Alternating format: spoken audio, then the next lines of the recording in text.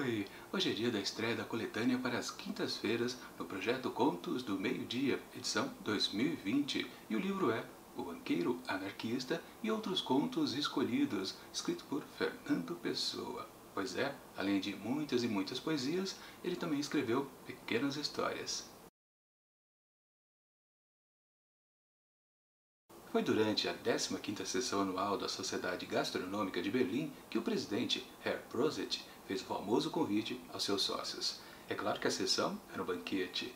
Às sobremesas geravam-se uma grande discussão acerca da originalidade na arte culinária. A época era má para todas as artes. A originalidade estava em decadência. Também na gastronomia se verificava uma decadência e uma fraqueza. Todas as produções culinárias que se designavam por novas não passavam de variações de pratos já conhecidos.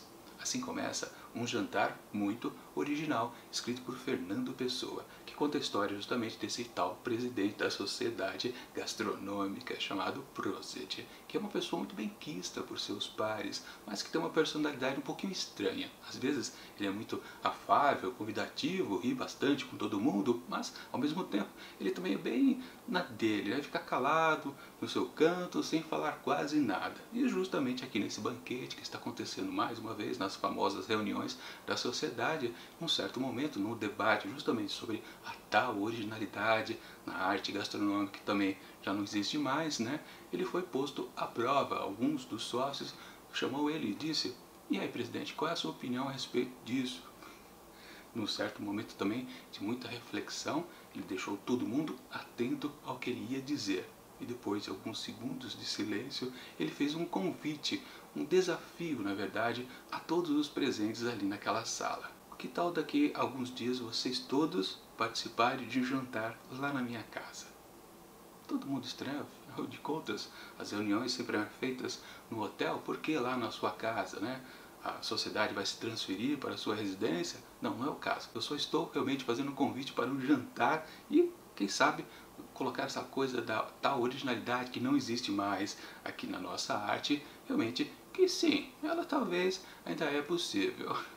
Sim, o grande mistério que o presidente coloca a todos os pertencentes a essa sociedade. Mas será que ele vai conseguir provar que realmente é possível ainda ser original dentro da gastronomia?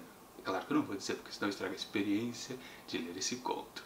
Minha avaliação do texto. Bom, a primeira coisa a se destacar aqui é que sim, Fernando Pessoa, além de um grande, de um poeta, também foi um contista. Claro que não muito famoso, confesso que na verdade eu nunca tinha ouvido falar que ele tinha escrito contos. Eu achava realmente que ele foi apenas um poeta, aliás, um dos melhores, que tinha vários e vários heterônimos, né, para colocar suas poesias de diversas formas. Ou seja, ele criava caracteres, né, verdadeiras pessoas ficcionais que pareciam que realmente existiam. Aliás, para esse conto específico aqui, ele também criou uma personalidade, só que foi na sua juventude, muito antes talvez de se tornar um grande de um poeta. Chamava-se Alexander Serge, ou seja, ele resgatou realmente um heterônimo do passado para escrever esse conto aqui. Tem também uma curiosidade, né? Ele escreveu diretamente em inglês, ele não escreveu primeiro em português de Portugal e depois passou para inglês, não. Não, ele já foi direto na língua inglesa e ele tinha um objetivo bem claro, ele queria colocar num jornal americano londrino, e me parece que era uma espécie de aqueles concursos, né, que você envia um material para ser avaliado pelo editor e, se for aprovado, é publicado. Só que no final das contas parece que ele nem enviou esse texto lá para o editor do jornal. Enfim, talvez esse texto seja até inédito sobre muitos aspectos, e a gente pode até analisar algumas questões interessantes um pouquinho mais para o final. Porque com certeza esse texto aqui trabalha no mistério, aliás, citando até um grande outro escritor super famoso nesse tipo de história, Edgar Allan Poe.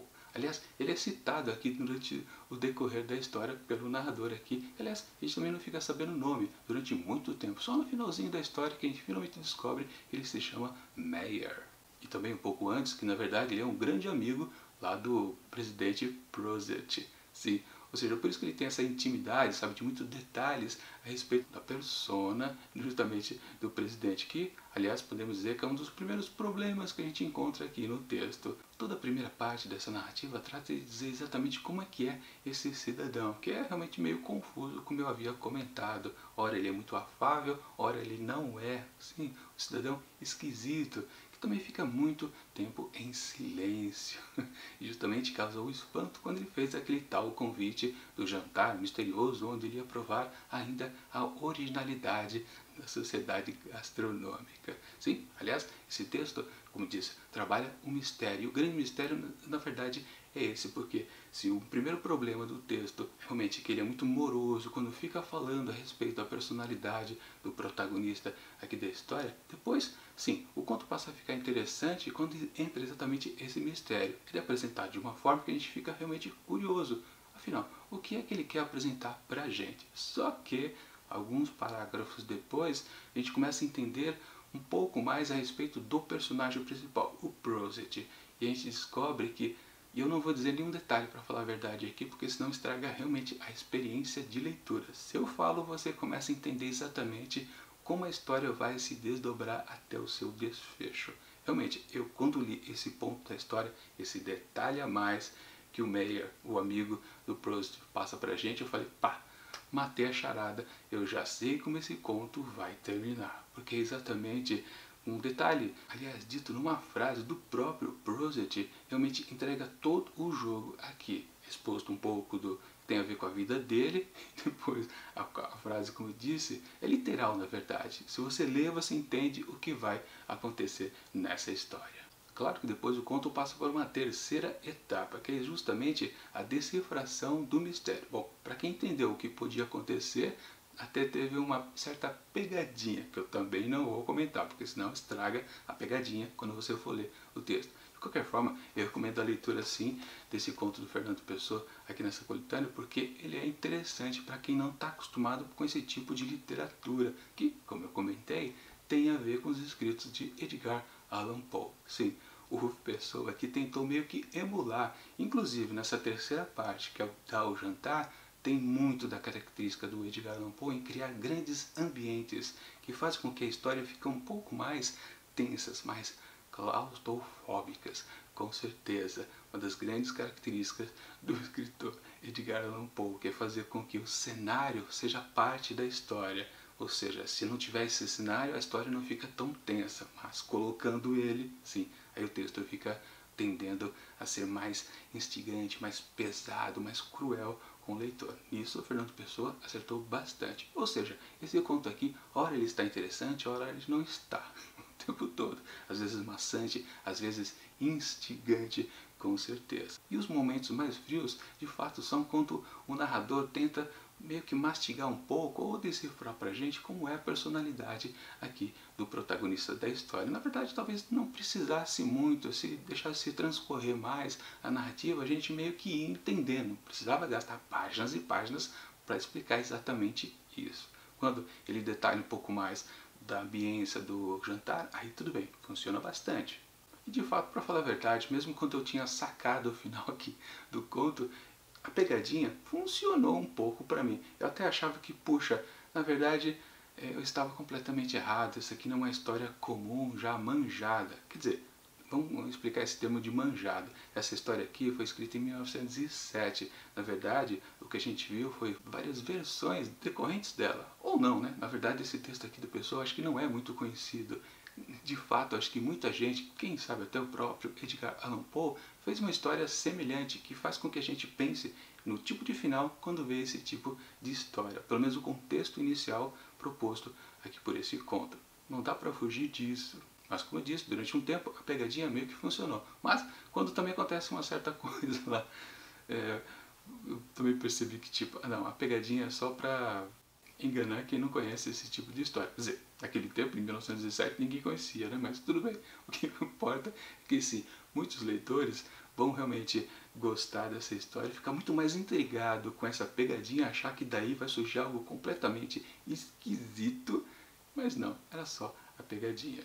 No fundo, eu estava certo. Quando o texto entregou o desfecho da história, era aquilo mesmo e nada mudou. Portanto, esse texto aqui, já se aproximando de atribuir alguma nota, é isso. Ele fica balançando o tempo todo entre ser bom e ser razoável. Mas, antes de eu dizer quais foram os asteriscos que eu atribuí para essa primeira história aqui do Fernando Pessoa, deixa eu avisar para vocês, né? A partir desse ano aqui de 2020, as resenhas das coletâneas de contos terão spoiler, a sessão spoiler. Ou seja, eu vou dizer aqui o final da história. Se você não quiser ver, pule para esse tempo que está aparecendo aqui na tela, onde lá eu vou atribuir a nota final para esse texto. Enfim, está avisado que agora tem spoiler.